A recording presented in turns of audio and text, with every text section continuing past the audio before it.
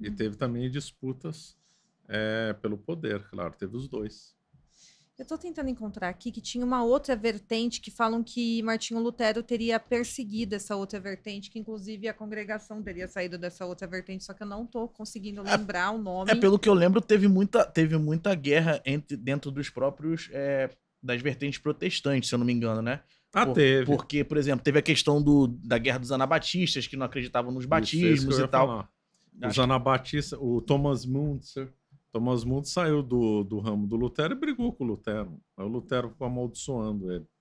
Teve várias disputas na Inglaterra, por exemplo, entre puritanos e anglicanos, quakers. Muitos dos que foram morar nas 13 colônias estavam fugindo da crise religiosa na Inglaterra. É pouco comentado, né? Quando o Henrique VIII, que era um assassino, né, mandou matar a ex-esposa, ele aderiu, então, à reforma e instituiu o que a gente chama de anglicanismo. Só que a gente esquece que lá havia outros ramos protestantes, os Levelers, os Quakers, os puritanos, que entraram em choque com os anglicanos. E aí muitos deles fugiram da Inglaterra em direção às 13 colônias, fugindo da perseguição. Mas a igreja anglicana, ela nasceu porque o rei da época queria se separar, né, se divorciar. Isso. E aí ele rompeu com a igreja católica. Rompeu, mas ele era um assassino, né? Mandou matar as pessoas. Ele queria se casar com quem? Com Ana Bolena. Ana Bolena. Conta a história pra gente. Essa história eu conheço porque eu assisti o filme, né? Que conta, e eu achei extremamente interessante como tudo aconteceu. Então, o Henrique VIII, teoricamente, no começo ele era uma pessoa de fé e tal, tanto que ele recebeu o título de defensor da fé. Mas é que a gente tem que contextualizar que naquela época estava no Renascimento, né? O Renascimento protestante faz parte de uma mesma conjunto histórico, né? De revolta, nova visão de mundo, etc. Né? Então, foram pessoas como Erasmo de Roterdã, Tomaso de Campanella, Pico della Mirandola, Martírio de Fitino e, numa primeira fase, São Tomás Moros, que começaram a escrever, desenvolver novas ideias para o mundo, política, de pensamento, etc. Essas ideias se espalharam pela Europa inteira, ou só na Itália, no outro lugar. Chegaram na Inglaterra, inclusive São Tomás More era adepto deles, era um humanista, escreveu o livro Utopia, que aliás é um livro horroroso, diga-se de passagem. Mas no início, o Henrique VIII, ele não ficou seduzido pela essa corrente. Começou a combater, que ele ganhou o título de defensor da fé. De repente ele começa a mudar. A questão de casamento é a principal, mas não é a única. Ele também mudou a ideia dele, por causa da influência desses pensadores humanistas também. Certo. Então ele quis casar de novo, isso não podia, pelas regras da igreja. Ele se revoltou, então vou fazer uma nova religião. E aí começou, ele teve várias amantes, várias esposas, né?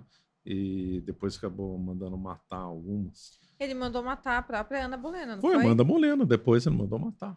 Mandou matar porque ela teria se relacionado com outro homem. Ele teve caso com a irmã dela, esqueci o nome dela. Então ele falando horroroso, né? Horroroso. Mas com ideias ruins também, não é só o caso. Quando a gente vê histórias, às vezes que é só casamento. Não é. Ali havia uma contaminação de pensamentos também. Esse negócio, quando tem luta de poder, pode ver que também tem coisa relacionada a pensamentos também.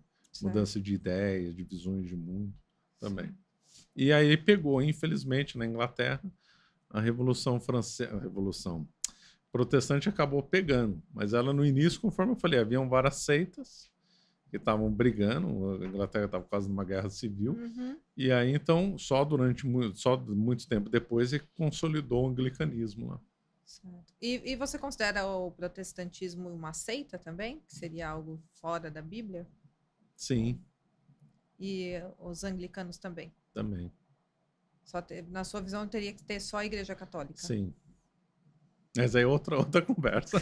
Aí é uma conversa não histórica, né? Uma conversa mais da religião. Sim, você não tem uma pergunta em relação a isso? Porque eu acho que você tem a mesma visão que ele, né, Matheus? Eu sou católico. Tenho a mesma visão também. Mas eu queria fazer uma outra pergunta no sentido da França. O senhor falou aí rapidamente de Revolução Francesa. A França era tida como a filha preferida da igreja, né? Por muito tempo nessa questão do país e tal. O que o senhor acha que se foi uma crise... Claro que foi uma crise política, religiosa, Mas por que a França se afastou tanto disso e hoje a gente vê uma França praticamente muçulmana? Existe uma chance do cristianismo, e aí eu falo no geral, seja católico ou protestante no caso, voltar a ser forte na França? Porque hoje a França a gente vê que é um berço de marxismo, assim. Você vê claramente muçulmanos intimidando cristãos na rua, e a gente tinha isso, né? A França era a filha preferida da igreja, alguns santos, padres e tal, chamavam a França de menina dos olhos da igreja, muito mais do que a Itália, que, por exemplo, tem o Vaticano, tem Roma, né? Então, o que você acha que aconteceu e o que poderia ser feito nessa questão? Então, boa pergunta. Só vem pergunta boa dali. Daqui desse lado. Não, daqui também. Aqui ele tá mais preparado. Ele estudou, viu? Não, ele sabe muito tá lá, sobre isso. Bem armado, hein? Então, mas então a França, conforme você falou, ela era a queridinha da igreja, exatamente isso. Ela teve uma longa história muito bonita e tal. E houve uma triste e longa decadência. A coisa não aconteceu da noite para o dia. A França foi muito afetada pelo Renascimento, teve reis péssimos, né? Também começou antes, até com a Guerra dos 100 Anos, foi um desastre. Então foi fruto de uma longa decadência, né?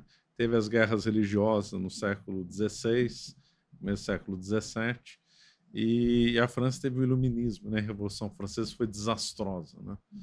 E todo o mundo, como nós conhecemos hoje, é fruto da Revolução Francesa. Não tudo, 100%. Mas é o que a gente pensa de nosso subjetivismo, noções políticas, até o método, né, da Revolução Francesa. Boa parte do mundo foi construído pela Revolução Francesa, foi um desastre completo, criminoso. Então a França, infelizmente, é fruto de uma longa decadência, não foi só uma coisa, foram várias coisas. Agora, atendimento à sua pergunta, se tem chance da França voltar, não sei, né? Ninguém sabe o futuro. Mas o que nós estamos vendo lá, olha, tá difícil de acreditar que ela vai melhorar. Viu? É triste, tá difícil. Né? É bem triste a situação da França. Eu, sinceramente, não tenho esperança nenhuma na França. Para mim, dali é pro apocalipse. Né? Eu consegui pegar aqui o nome da vertente religiosa, seria os valdenses. Ah, valdenses. Você tem alguma Não sei. Dos valdenses eu não sei. Tá. Agora, outra pergunta que também vem do Mateus seria se a Igreja Católica matou Galileu Galilei. Não tem matou. Essa teoria?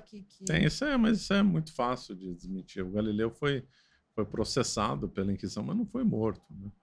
Ele, inclusive, era amigo de Papa, era amigo de cardeais. Ele foi condenado a uma prisão domiciliar de 8 anos. Nossa! Ele foi condenado em 1633 e ficou até a morte.